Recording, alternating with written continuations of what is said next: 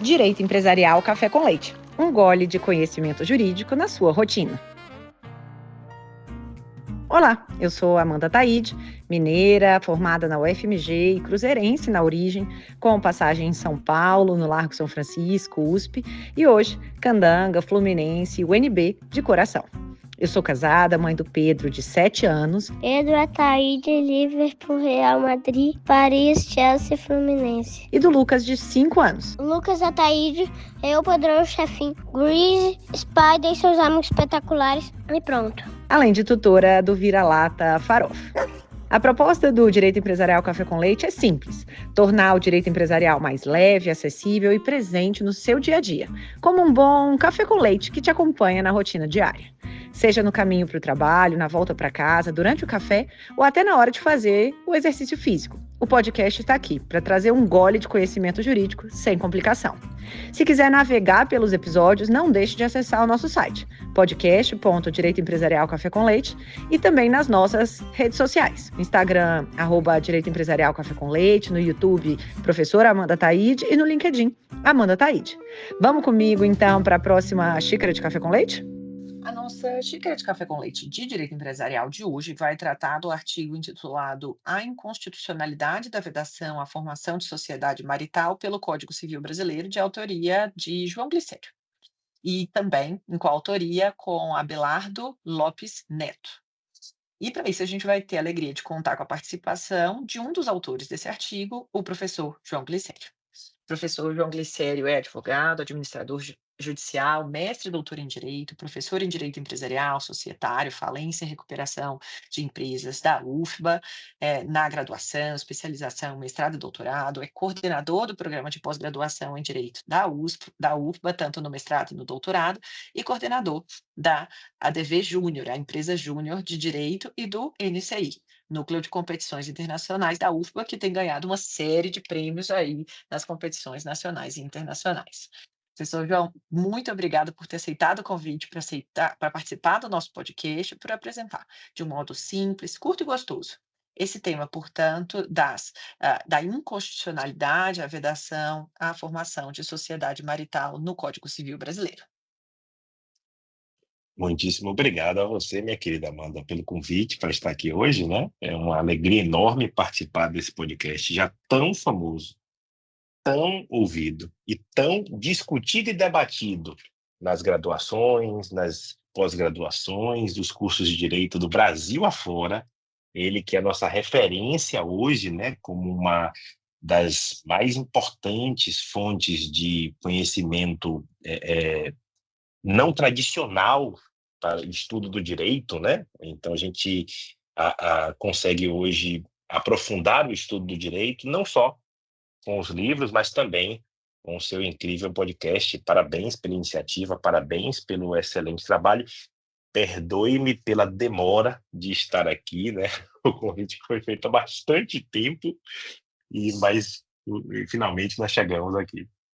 Aí, ó, uma característica minha, a resiliência. Eu vou lá, sigo lutando a cada encontro, vou falando, vamos lá, professor, vamos participar. Então, agora deu certo. Obrigada por ter topado aqui gravar aqui com a gente. Então, conta pra gente, professor João, conta como que foi o contexto de redação desse artigo, como que esse tema surgiu para você, como que foi o processo de escrita em coautoria com o Abelardo Sampaio Lopes Neto. Conta um pouquinho mais desse processo de redação e tomada de consciência sobre o tema. Bem, a ideia surge ali logo após, né, a publicação do Código Civil. A gente passou ali por um longo período de tramitação do Código Civil e nós tivemos a assinatura do Código Civil em 10 de janeiro de 2002 e a sua publicação no dia 11 de janeiro de 2002. Com a publicação, eu ainda estava na graduação naquele período, a gente teve de fazer um exame das partes do código, e uma das que me trouxe mais indignação foi justamente o artigo 977. Porque a gente tinha antes, né, a possibilidade de formação de sociedade, possibilidade livre de formação de sociedades, né, entre cônjuges, e de repente havia uma restrição que não tinha uma justificativa social adequada, uma razão substancial para impedir a formação de sociedade entre cônjuges, se casados no regime da comunhão universal ou no regime da separação obrigatória de bens. Então, não havia ali, e a justificativa que foi apresentada à época não me pareceu nem um pouco convincente, né? Então, eu ainda na graduação tive esse momento de indignação. Comecei, depois de graduado, a lecionar Direito Empresarial, e hoje professor Abelardo, né, que à época foi meu aluno na graduação, me ouviu falar daquela indignação, me ouviu falar em sala, eu falava de forma muito apaixonada o quanto aquele dispositivo era inconstitucional, tal, e ele abraçou a ideia, né, de escrever sobre isso, de desenvolver algo nesse sentido.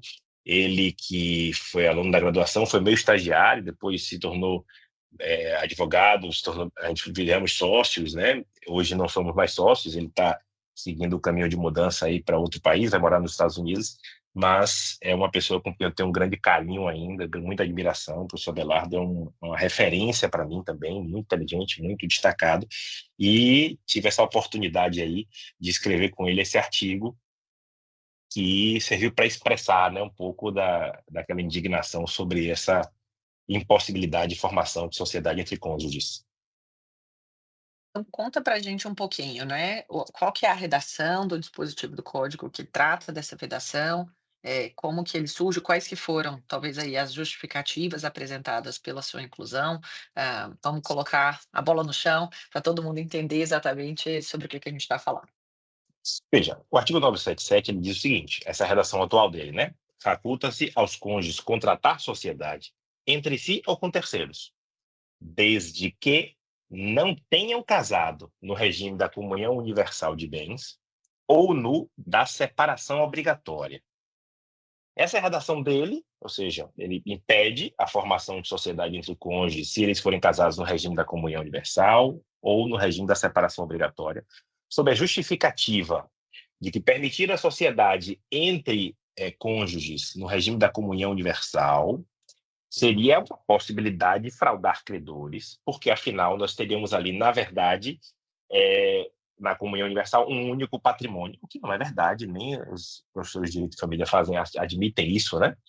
Seríamos ali um único patrimônio, então, e não um patrimônio, ou dois patrimônios distintos, eventualmente respondendo pelas obrigações sociais. Lembrando que, naquele período, não se admitia ainda a formação de sociedade unipessoal, né? Então, entendia-se o seguinte, se eu não posso formar sociedade unipessoal, porque eu tenho de ter pelo menos dois sócios ou dois patrimônios que eventualmente venham a responder pelas dívidas sociais. Então, haveria ali uma fraude a essa questão a credores, o que é um completo absurdo, não faz nenhum sentido essa alegação. E a outra alegação, no caso da separação obrigatória, era de que os cônjuges que foram obrigados a casar no regime da separação por imposição legal poderiam utilizar a sociedade para transferir bens e assim fraudar o regime imposto pela legislação, né? E assim fraudar o regime que o Código Civil impôs. Lembrando que naquele período, quem tinha mais de 60 anos já era obrigado a casar no regime da separação de bens. Depois esse dispositivo foi alterado, né? E hoje, quem tem mais de 70 é obrigado a casar no regime da separação de bens, além, é claro, de outras possibilidades também que o Código Civil prevê. Então, a gente tinha um dispositivo que não proibia a formação de sociedades e que passou a proibir a formação de sociedades entre cônjuges, desde que tínhamos um cenário, né? Que passou a proibir a formação de sociedade entre cônjuges, desde que é casados no regime da separação obrigatória de bens ou da comunhão universal. Veja que a indignação maior nem vem tanto com este dispositivo. A indignação maior vem com um outro dispositivo do próprio Código que determina adequadamente, tá? Ele fala até que as sociedades, as associações e fundações constituídas na forma da lei anterior, bem como os empresários, deveriam se adaptar às disposições deste Código até 11 de janeiro Antes era 2003, depois virou 2005, depois virou 2007, né? Então, até no final ficou 11 de janeiro de 2007. E, lendo alguns livros, alguns artigos que foram publicados à época, alguns autores defendiam que as sociedades formadas entre cônjuges, no regime da comunhão universal ou separação obrigatória, deveriam ter o seu conteúdo modificado. Ou seja, ou eles desfazeriam a sociedade, ou desfazeriam o casamento, né? O casamento deveria ser desfeito. O que também não faz sentido, porque o ato jurídico à época praticado foi absolutamente perfeito e deveria ser respeitado. Então a indignação vem daí. Mas o artigo 2031 ele não tem nenhum problema. Ele fala da adequação do aspecto formal, ele não fala da adequação do aspecto material. Foi uma interpretação equivocada daquele momento, mas que já foi superada, inclusive. Os autores que publicaram naquele momento, né, já voltaram atrás, já passaram a defender que as sociedades formadas antes da vigência do Código Civil não precisariam ser desfeitas ou o casamento ser modificado. Elas poderiam, sim, continuar e prosseguir. Mas, ainda assim, permaneceu apenas a indignação acerca do artigo 977, porque o 977 ainda continuou proibindo a formação de novas sociedades entre cônjuges casados no regime da comunhão universal ou separação obrigatória, como ainda até hoje é proibido, né? Até hoje a gente ainda não conseguiu fazer essa modificação, apesar de projetos de lei sobre o tema, né? E até a reforma do Código Civil também. Espera só um pouquinho que eu já volto para falar com o nosso entrevistado.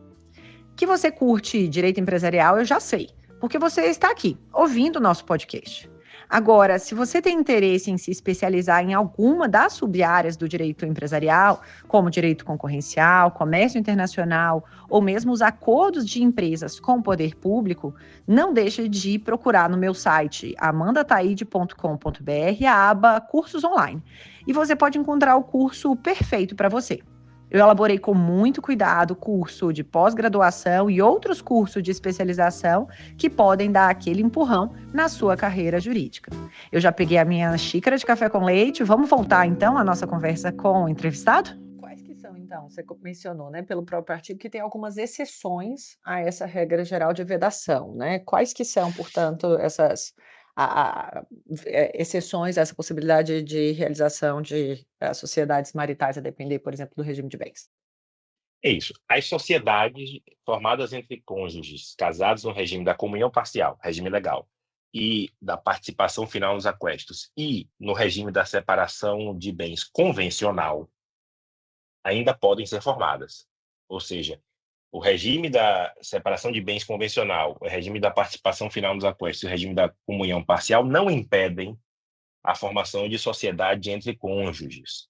Apenas o regime da comunhão universal e o regime da separação de bens obrigatória, aquela separação de bens legal, aquela que foi imposta pelo Código Civil. Então, apenas nesses casos é que não é possível a formação de sociedades empresárias entre cônjuges, né? Perfeito. E aí você falou sobre esses projetos de lei que a gente tem mais recentes, né, vindo a mudar eventualmente. Eu acho que até nesse projeto de reforma do Código Civil, se eu não me engano, tem também alguma coisa. Se você puder contar para a gente, então, tanto sua visão, né, o argumento central do artigo, do porquê que vocês entenderam da inconstitucionalidade desse dispositivo no Código e como que talvez aí em linha com o pensamento de vocês, também a gente tem tido esses projetos sugerindo mudanças, né, nessa modificação. O que mudou talvez aí desde 2002 para cá que tem viabilizado talvez essas discussões para a modificação do dispositivo? Nós tivemos um projeto de lei ainda nos anos 2000, né, antes de 2010, propondo a mudança desse dispositivo para autorizar a formação de sociedades entre cônjuges. Naquele momento, era um projeto de lei que foi encabeçado por alguém da bancada ali cristã, porque muitas sociedades empresárias brasileiras, né, são sociedades entre cônjuges, muitas brasileiras são entre cônjuges, havia ali por parte acho que a bancada evangélica, inclusive, se não me engano, o deputado que fez o projeto, era para perpetuação, porque havia uma questão lá que interessava a bancada evangélica, de sociedade entre cônjuges, então eles queriam manter essa possibilidade, né?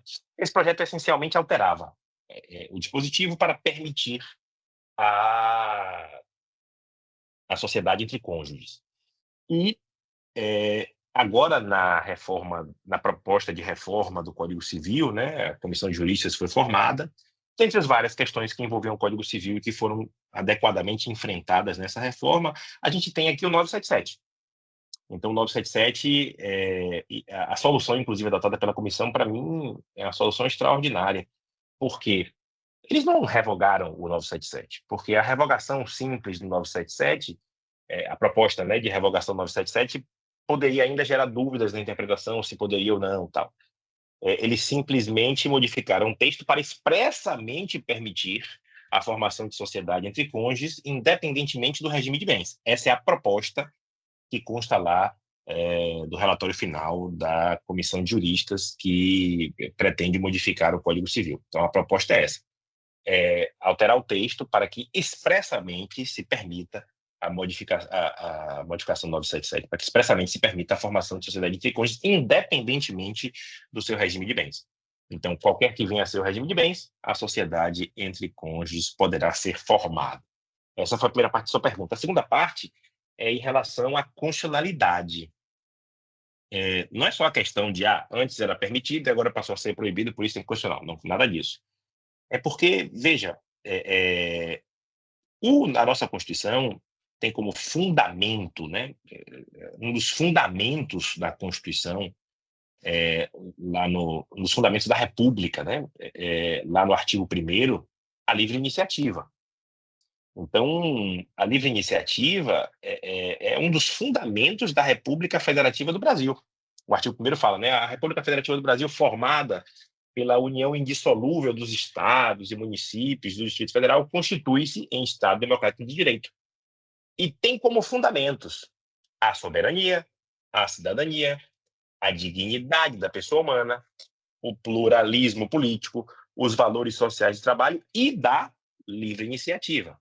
Então, a livre iniciativa é um dos fundamentos da República. A limitação da iniciativa só pode ser feita em casos excepcionais e quando tiver um fundamento, uma justificativa social relevante para promover essa limitação.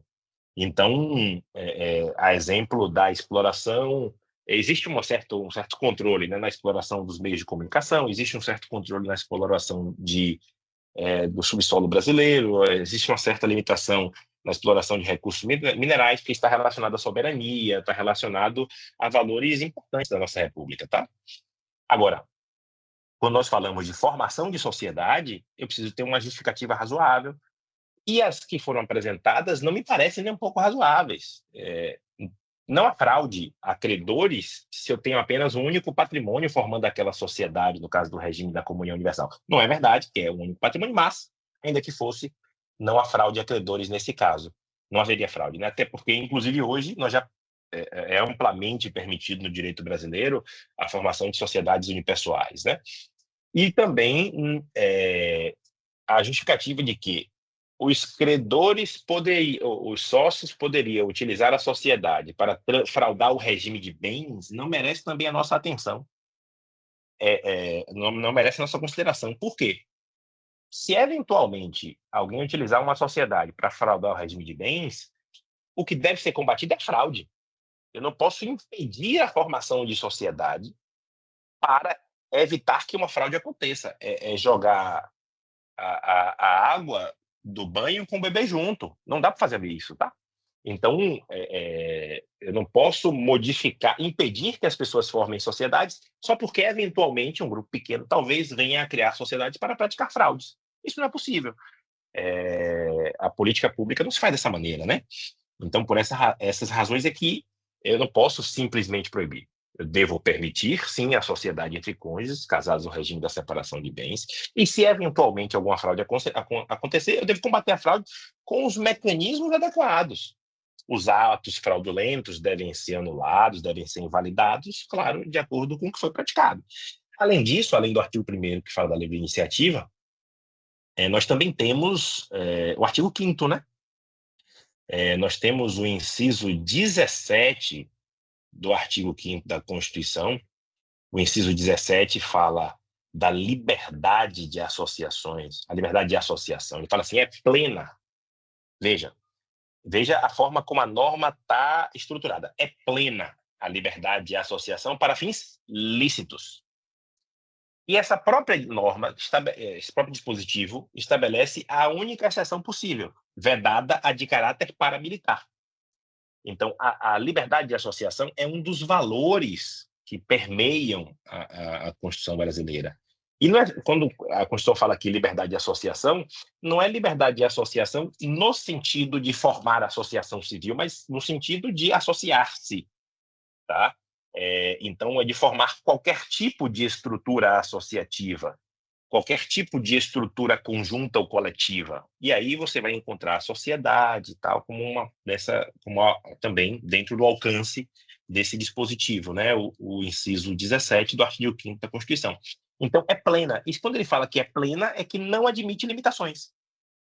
Tá? Então, não admite limitações. É plena a liberdade de associação, desde que os fins sejam lícitos e vedada a de caráter paramilitar. Então, se eu decido formar uma sociedade entre cônjuges com fins lícitos e que não tenha o objetivo paramilitar, eu não posso ser impedido de formar a sociedade por um dispositivo legal, certo? Então, sem uma justificativa razoável, uma justificativa socialmente aceitável, e por isso que eu defendi a inconstitucionalidade do artigo 977 da Constituição. Essencialmente é isso, minha querida. Eu e o professor Abelardo defendemos isso.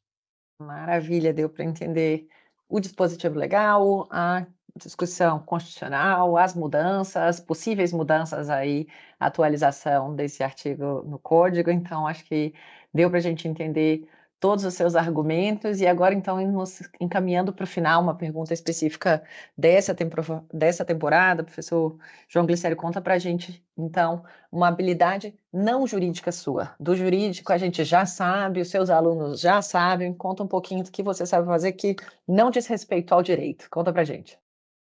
Veja, eu sou não é bem uma habilidade, né? É mais uma curiosidade.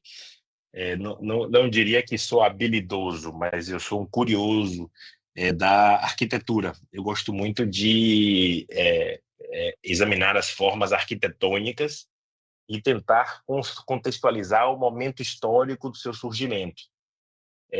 Desde os materiais que foram utilizados naquela estrutura, naquele edifício, naquela construção, né?